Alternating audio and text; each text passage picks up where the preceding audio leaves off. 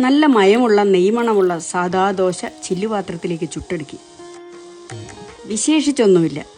പക്ഷേ ഇതിനൊപ്പം രുചി കൊണ്ടും ഗുണം കൊണ്ടും കേമരിൽ കേമനായ ബുദ്ധിച്ചീര എന്ന കേൾവി കേട്ട മുത്തിൽ അഥവാ കുടങ്ങൽ കൊണ്ടുള്ള ചമ്മന്തിയുള്ളതാണ് വിശേഷം. കാന്താരിയും കറിവേപ്പിലയും ഒരു വലിയ പിടി കുടങ്ങലും പച്ച ചുവയ്ക്കാത്ത വിധത്തിൽ ഉപ്പോടുകൂടി അരഞ്ഞു. കല്ലിൽ കരിമ്പച്ച നിറഞ്ഞു. തേങ്ങ അരഞ്ഞതോടെ കരിമ്പച്ച നിറം മങ്ങി. വാഴ അപ്പോഴേക്കപ്പോൾ തരുന്ന വാഴക്കൈ കൊണ്ടുള്ള ബ്രഷ് എണ്ണയിൽ മുക്കി കുടഞ്ഞ് കല്ലിനെ എണ്ണയിട്ട് ഒഴിഞ്ഞു.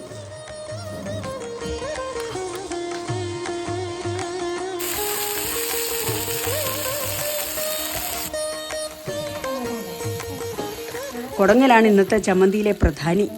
ആഹാരം ഔഷധമാകുന്ന, ഔഷധം ആഹാരമാകുന്ന അനർഘ നിമിഷം.